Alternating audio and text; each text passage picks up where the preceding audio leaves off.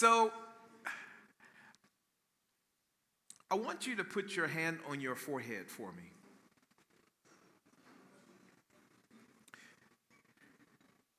I want you to think about the miracle of thought and the absolute extraordinary goal of going from feeling to emotion to action to execution. Please remove your hands. How many of you have a dog that you love, that you even wish was here? Anybody? What's your dog's name? Say it again. Julie. What type of dog is it? Jack Russell Cross. What would be the fundamental difference between your dog's brain and your brain? If you had to really put your brain and your dog's brain on a table and look at the difference, besides the size, there's not a lot of difference. The difference is here in the prefrontal region of the brain. Now, this part of the brain is responsible for us being agile, going from where we are to the goal that we're trying to achieve. This part of the brain is responsible for the miracle of positioning ourselves into the future, to imagining a future. Some of you have already imagined your December holidays. I got a holiday invite the other day, end of year function invite already, because they wanted me to be a keynote speaker. But the fundamental difference between your Jack Russell's brain is that you can imagine yourself on a holiday in Italy, and your dog is sitting around, and the last thing he's thinking about is Italy. It's thinking about you coming home and food. And so this fundamental difference, this ability to imagine tomorrow, say tomorrow. One more time. Say tomorrow. Going from here to tomorrow is the role of this part of the brain. It's the CEO of the brain. It's the prefrontal cortex. It is the executive of the brain. And my goal today is to talk to you a little bit about the executive of the brain. How many of you guys have note paper or pen? I want you to write down a couple key ideas that are central to this talk. Please get out some note paper or type on your phone. We're going to work through this idea of what is the best way to go from here to here. Whatever that may be. It could be in your team. It could be in your personal life. Going from here to here. Neuroscience is kind of a buzzword that's kind of been thrown around a lot. But essentially, it is how does the environment affect your brain and nervous system?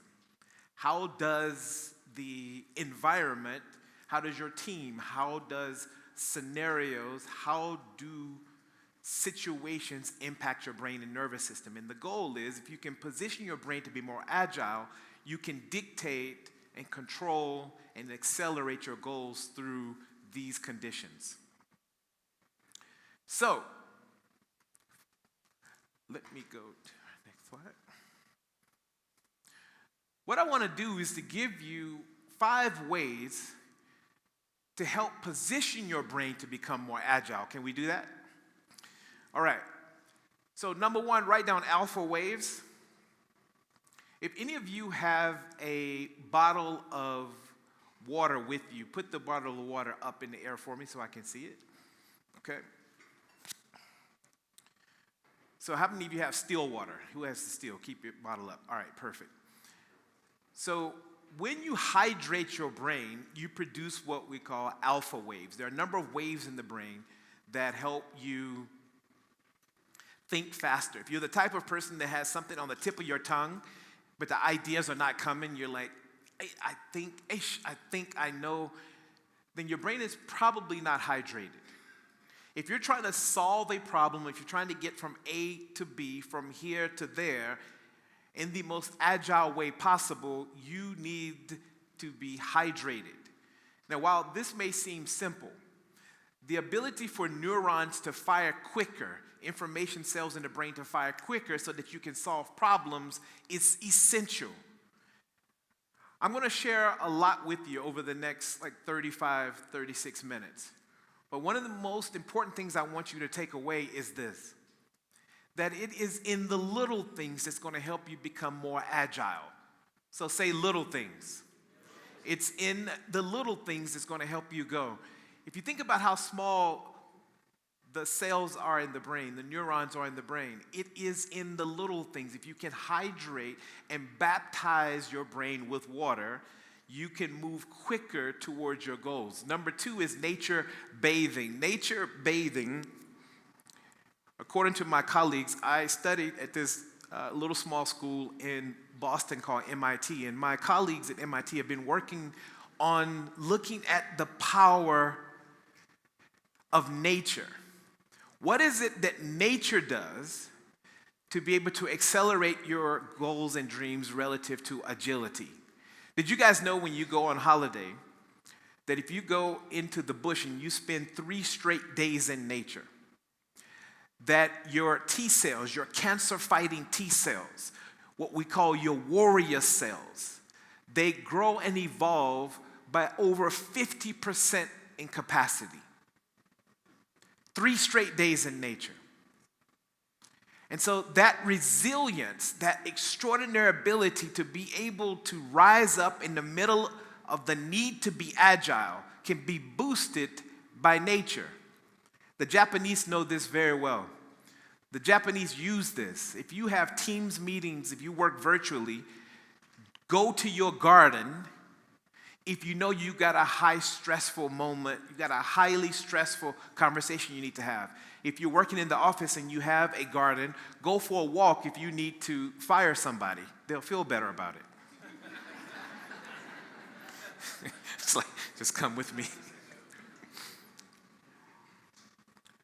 And so, part of why nature is so powerful is that it influences a region of the brain called the amygdala, the emotional center. Nature makes love to the brain. How many of you are adamant that when you book a holiday at the beach that it must be beach facing? Right? If you get the mountain on the other side, it's like, guys, the mountain is beautiful. In fact, if you know someone who is in the hospital and they're fighting and they're battling, if you can figure out a way to get them a view that faces nature, it will accelerate their healing. Nature stimulates us in ways that are very small but extraordinary. Number 3 is shutting off the prefrontal. I'm going to talk a lot about this particular region of the brain because when it comes to agility, it is central to everything you're going to do. How many times have you thought about solving a problem, coming up with an idea, but an idea just wouldn't come until you stop thinking about it? And then all of a sudden, poof, the idea came. It's because you shut off the prefrontal.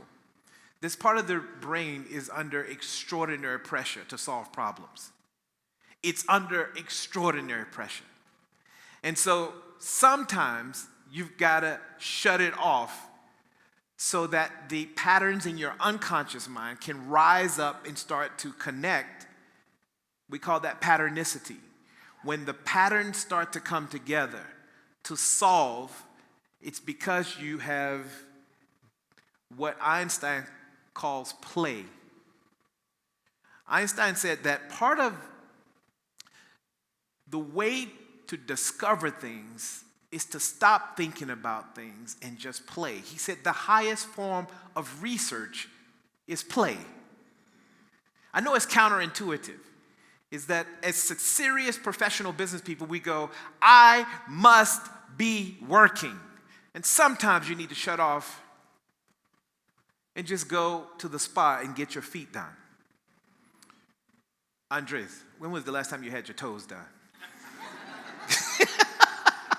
Sometimes you need to shut off and just go for a walk in nature. Sometimes You need to just play with the puzzle with your kid. In the middle of needing an idea for your agility, you have to shut off. There are times, I know many of you, you're going through a space in your career where you go, I need the best of my mind at the moment, but you're afraid to take a holiday in those moments. But it's in those moments that how many of you ever had a sabbatical before? Anybody ever had a sabbatical? At first, did you feel guilty? Yeah, like sometimes we have that sense that I need to be working. But ultimately, it's in the ability to be able to shut off. Anybody here, let's have a real conversation. Anybody here feeling really stressed out? Anybody feeling stressed out? Anybody feeling like there's a lot you got going on? Yes. We all go through things, like whether you didn't have water this morning or whether the traffic lights were out or kids are struggling at school. These are real life challenges, or you have to fire someone, or you've been demoted for whatever reason. Stress happens. The challenge with stress is that we can transfer it without us knowing it. And one of the biggest challenges of navigating an environment where the team is highly stressed out is you lose the ability to be agile at high levels of stress. Stress produces excessive stress chemicals called cortisol. And so cortisol contagion is when you are highly stressed out and you're transferring that stress onto your colleagues. Here's the sad part, but I'm going to build up. Watch this closely.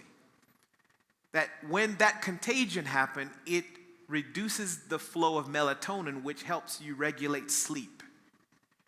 And so if you're struggling to sleep around stressful colleagues, it's probably because your melatonin, if you can take melatonin supplements in the middle of high stressful moments, it can help regulate your sleep. And so we've got a couple this whole row is stressed out right here. Let's just send them some good energy. Guys, put your hands towards this row right here. This whole row. We just want to send you guys some good energy here.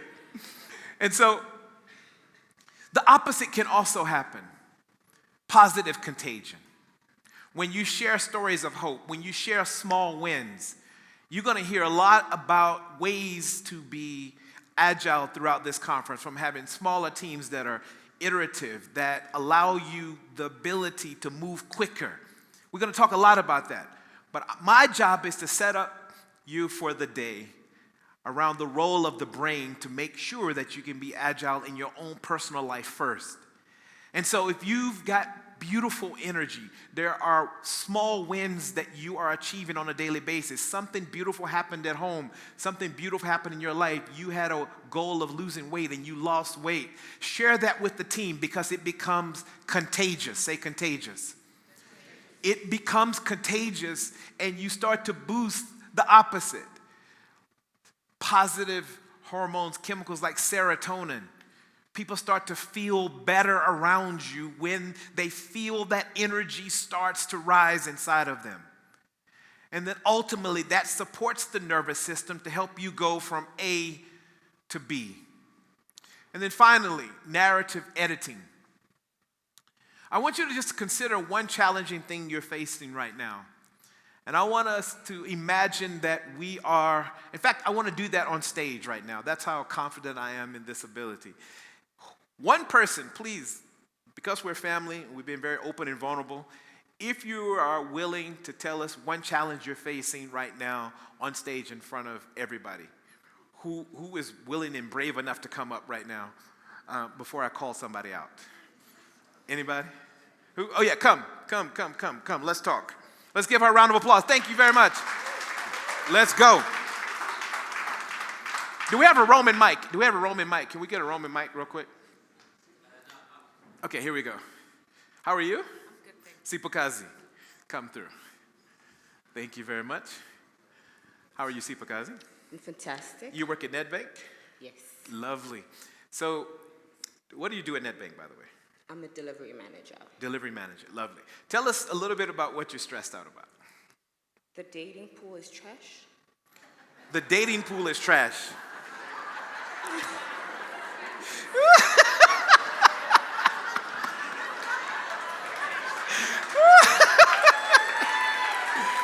Woo! So, are you also in the pool? Come up real quick. Come quick. Listen.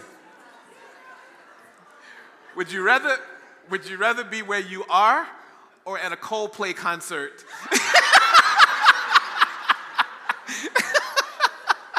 Okay, cool. So this is actually fairly easy, right? So if the narrative you have in your prefrontal region says, I am single, lonely, I am stressed out, the dating pool is trash, and my life is miserable. If you constantly script that to yourself and you look in the mirror and you articulate that, what happens with the brain? Your brain shrinks. Your IQ drops. Your capacity to deliver and be agile drops. This is very, very important. The narrative and what we tell ourselves influences our neural capacity to deliver. What is a way? How could we reframe their journey? As stunning, beautiful single women, how could we reframe their journey? We could change, we could look in the mirror in the morning and go, I am being protected from useless people, and I am allowed to focus on my journey of agility. I am now in a safe space of refuge where I know that when the doors do open, I will be ready for the person of my dreams. Right? That's a vastly different narrative. And what does that do? It expands the mind. It positions you. It shifts the chemicals that flow in your entire body, and you're not contagious to your colleagues, forcing them not to be able to sleep. Are you following me? Does not singleton cause people to not sleep? If you have a negative narrative. Oh no, I'm happy single. You happy single? The dating pool is Thank you, guys. Please give them another round of applause. Thank you very much.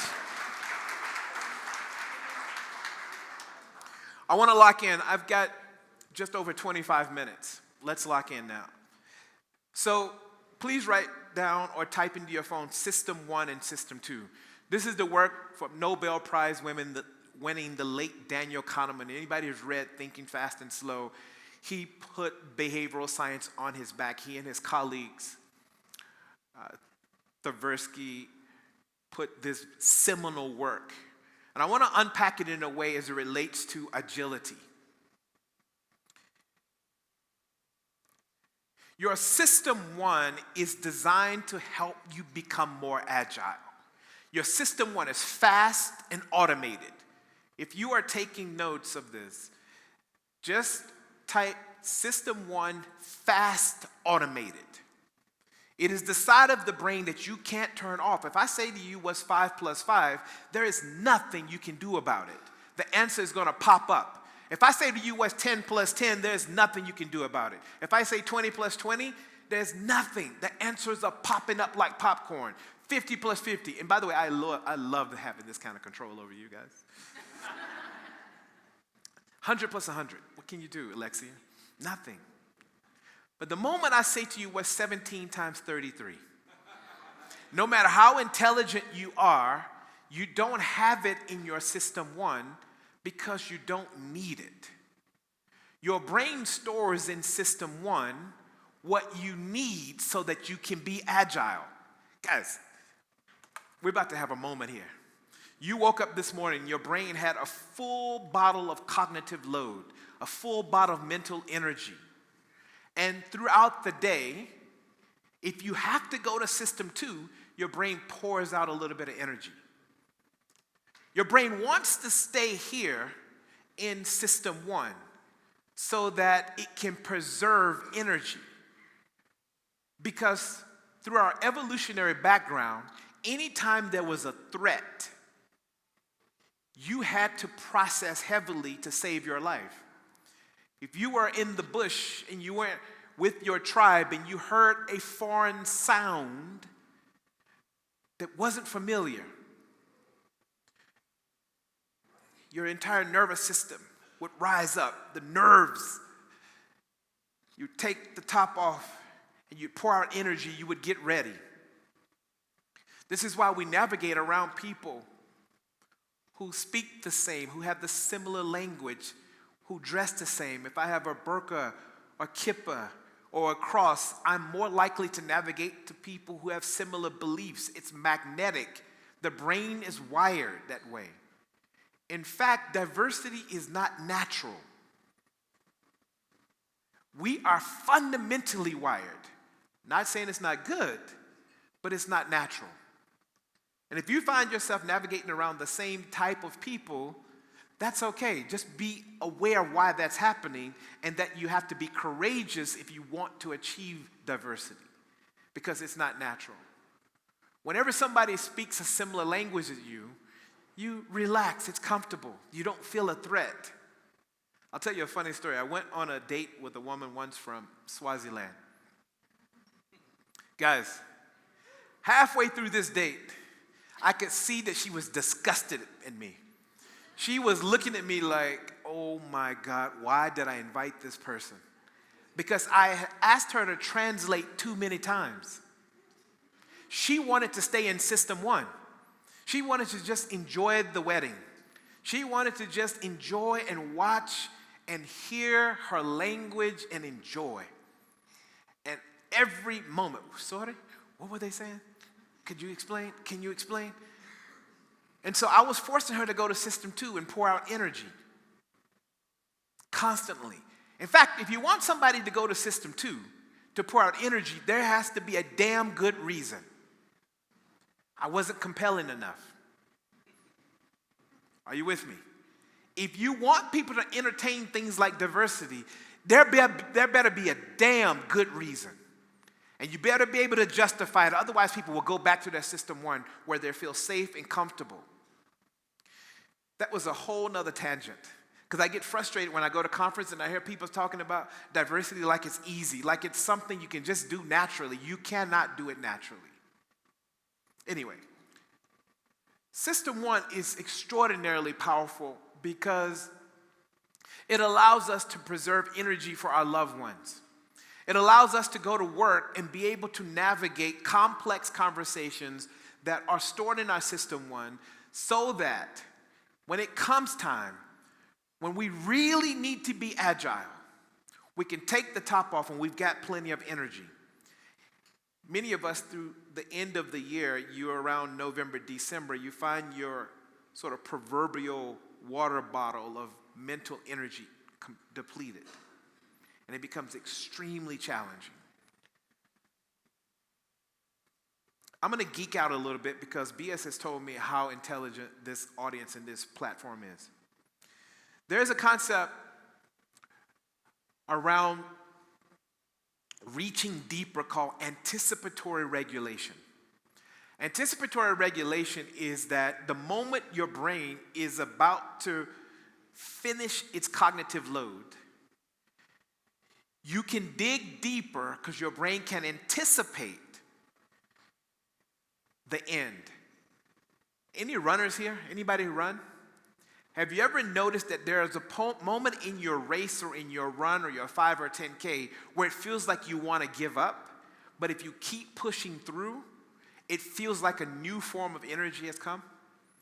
That's called the anticipatory regulation system. Is that your brain goes, I feel like I don't have much left, but if you override it in that moment, your brain starts to dig into deeper reserves. This is really, really important when it comes to System 1 and System 2. And so what happens is if you have extraordinary, well-designed systems in your team, in your System 1, it allows you to preserve energy for when you need to be innovative. Hear me clearly. If you've got tight, iterative teams, well-designed systems, if you've got people on your team that have fully committed to buy into the culture, where you do check-ins in the morning, you allow them to report to you in a way that solves for their time frame dynamics. If you have put systems in place where they feel empowered, then their System 1 feels secure. And when it comes time to press into uncharted territory, to go from here to there, they will go into System 2. System 2, we avoid at all cost because we have to take care of our families. And I never want to be in a situation where I have no energy for my loved ones. My sister, just come back up 1 second. You can just come stand here. I want to give you a System 2 example, a powerful example. What is your partner's dream height? A potential partner. We're gonna go through this quickly. How tall would they be? Over 1.8. So I'm out. My ex-fiance is the same size as Kevin Hart, so it's not. Oh wow! So you want to go the opposite? But it's nice to. Yes, got it. Okay, cool. What is the potential name for your partner? He's 1.8. What is the name? I don't know. No, you need to be clear about it. You need to be clear. I'm trying to help you. Sean. Sean is 1.8. You and Sean have been dating for about 30 days. The relationship is going really well. Sean knows how professional you are. He knows how hard you work at IQ Business. He respects you a lot. But Sean calls you after 30 days at 3 o'clock in the morning. Sean calls you and says, look, Lauren, I've had BS over, I've had some other guys over, and we were watching a rugby match. And he knows you're going to take a week off from work as well. So he phones you and says, these guys left a lot of dirty dishes. Can you please come over and wash dishes? At 3 in the morning. Would you come, yes or no? My phone would be off.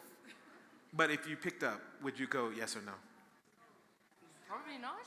That's why you're single. Please have a seat.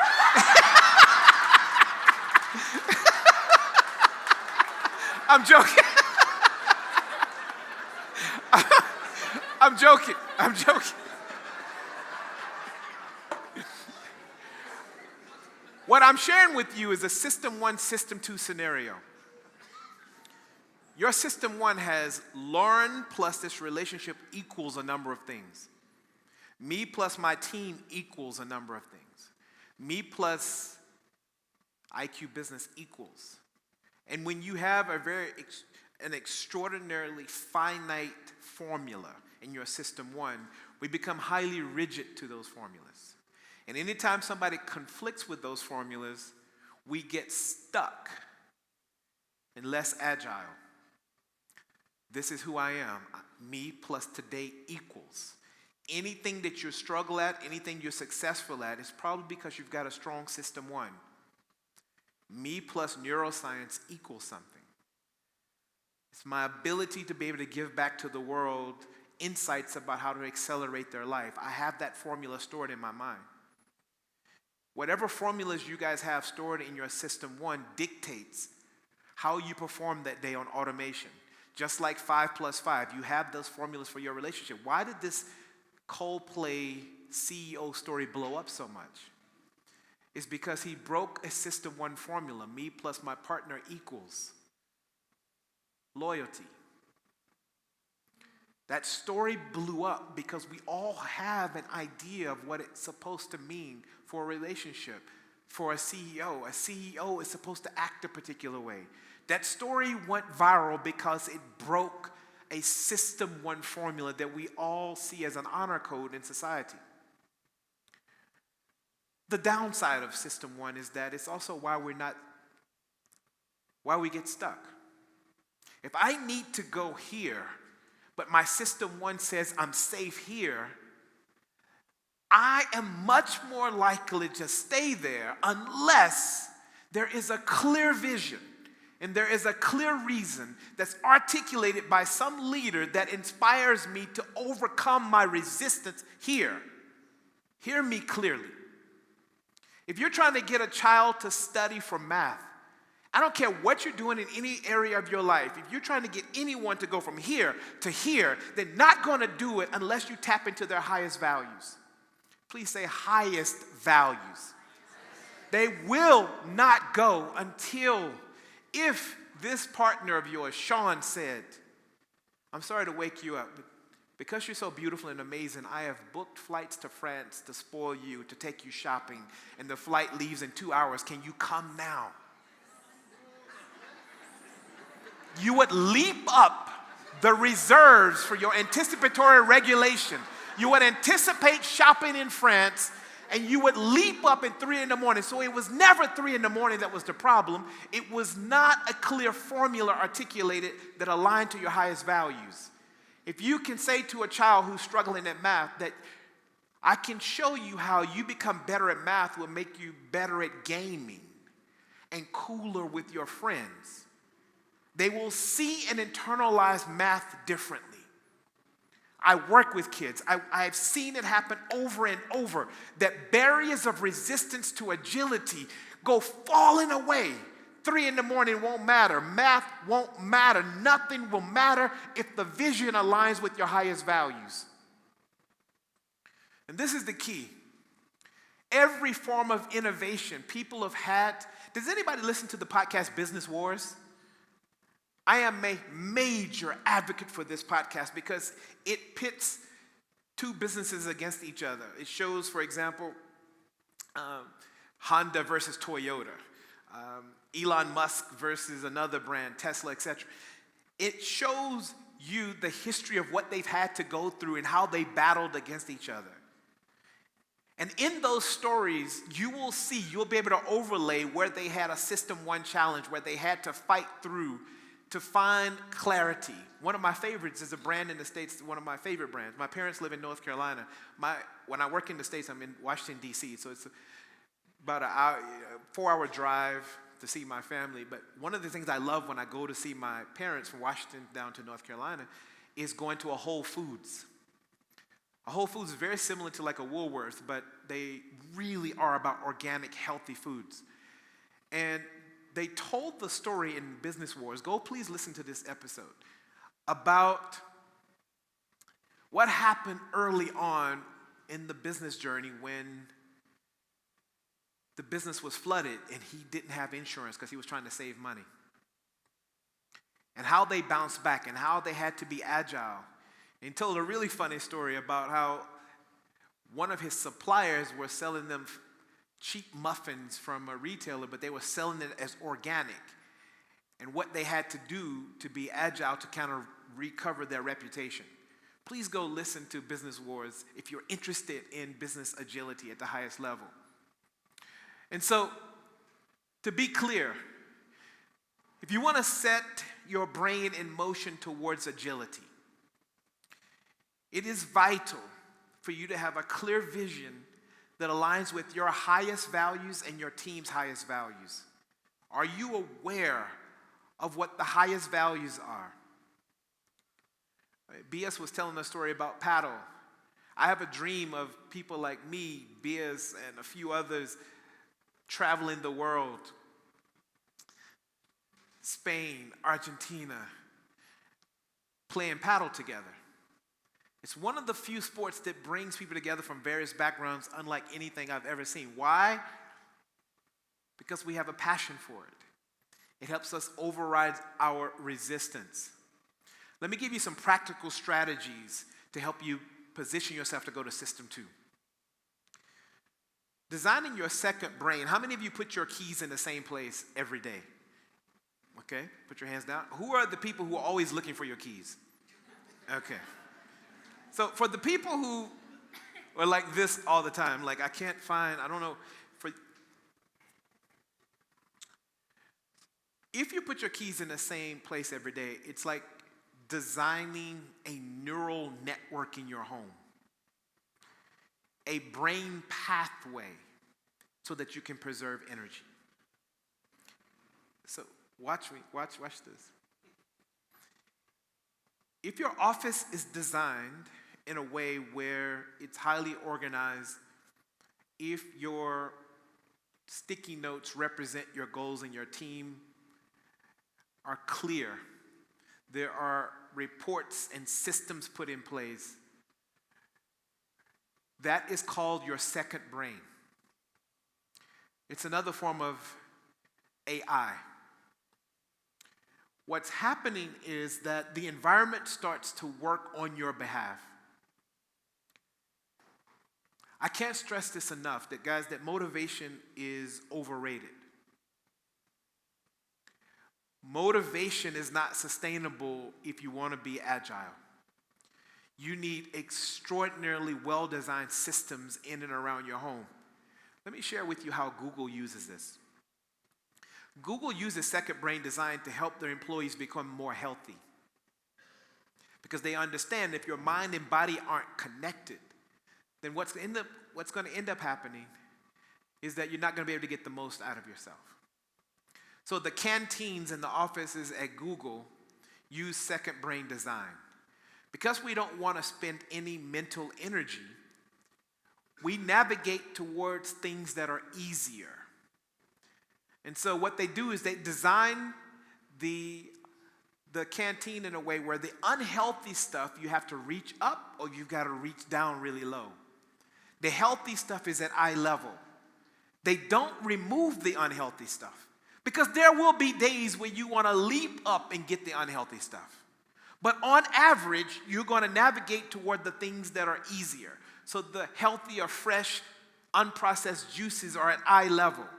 If anybody wants to lose weight, try this at home.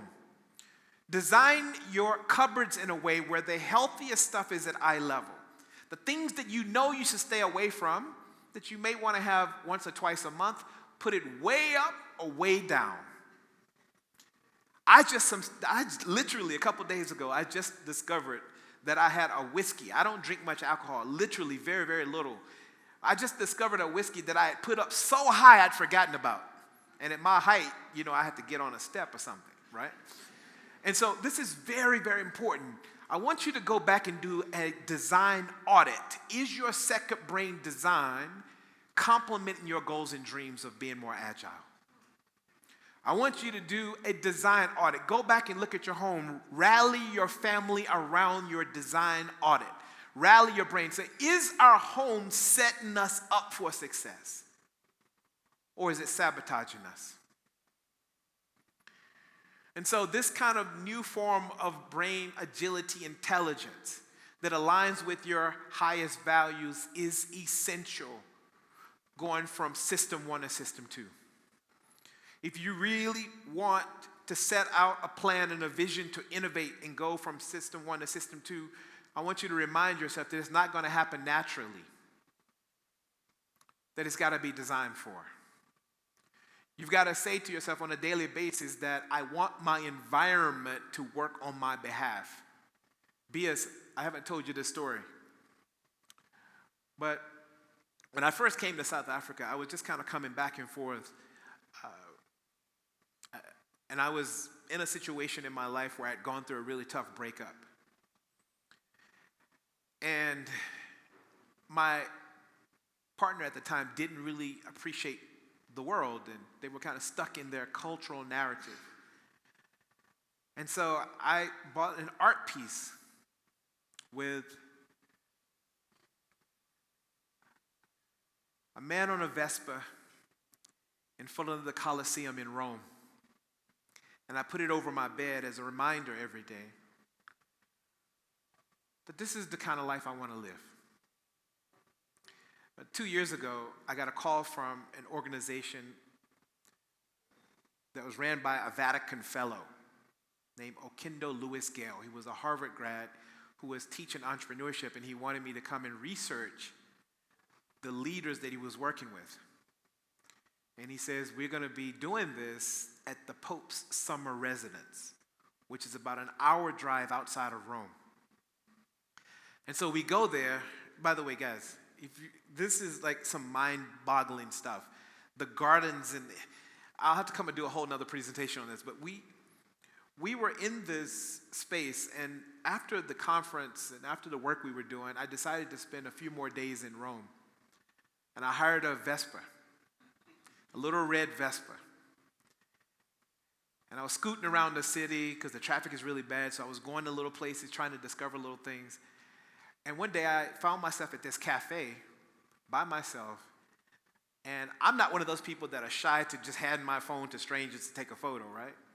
So I was having my little espresso, trying to be bougie and deep, having my little espresso that I paid way too much for. And I look up and I see, the Coliseum is right in front of me. So I was like, hey, can you take a photo?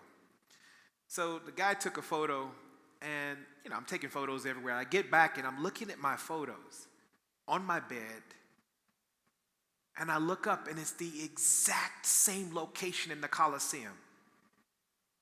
The exact same location as the artwork that was on top of my head. And I never thought about it in that moment. What I had done was create a System 1 network in my brain. Me plus the Coliseum plus a Vespa equals.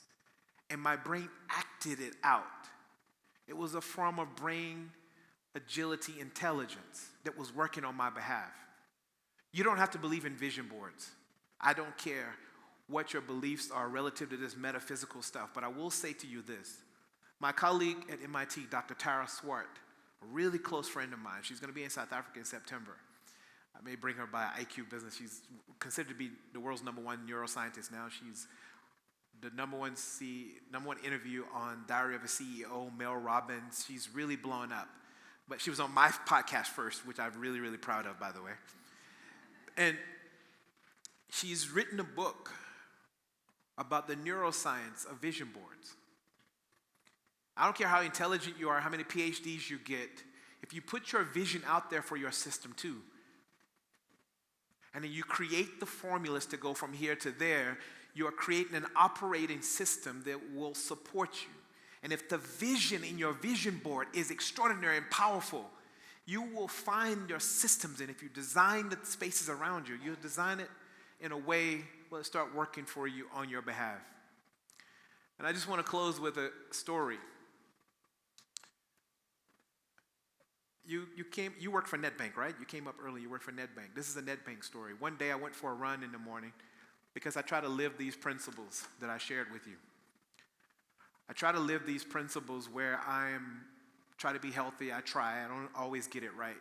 But I go for a run, and I go to Seattle Coffee at the Mark in Santon.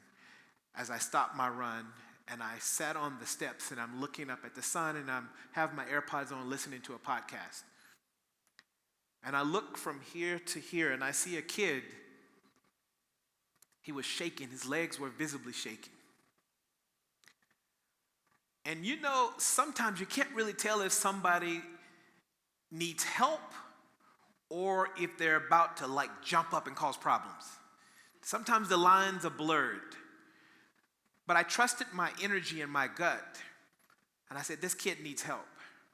So I took my headphones off and I greeted him and I said, hey man, are you okay? And he said, no man, I'm looking over at NetBank and I got an interview and it's been 5 years since I had a job and my family is struggling. I came here a couple hours early from Harmer's Crawl and I really need this job. I said, tell me a little bit more about you. And he continued to talk and I saw a little bit of myself in him. He says, my pants are ripped and this is all the clothes I had for this interview. And then he touched my heart in a way that I ran home and I got him another outfit. And I came and I took a before and after photo of him. And I put it on my LinkedIn and I said, hey, NetBank, let me tell you a story about a kid that I want you to hire. And if you hire him, I'll mentor him. And I didn't think much about it. I told him to message me. I gave him my number and I went on about my day. And then all of a sudden the story blew up. My phone started buzzing. It was trending on Twitter. And people on Twitter said, if you do not give this kid a job, I'm pulling my account from you. It had well over 1 million impressions in a couple of hours. NetBank had to be agile in that moment because they were shook. CEO, board members, group heads of marketing, everybody was calling me. What can we do? His name was Tabo. Tabo was going for a job for a call center that was only going to pay him $2,000 a month. They were so shook by this, they started to inquire about him.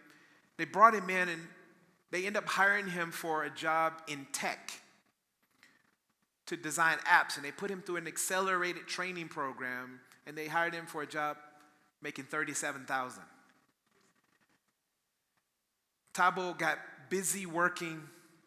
He became a star in the organization. And just a couple months ago, he called me. He says, "You won't believe this. They want to send me to a Microsoft conference in Seattle, Washington.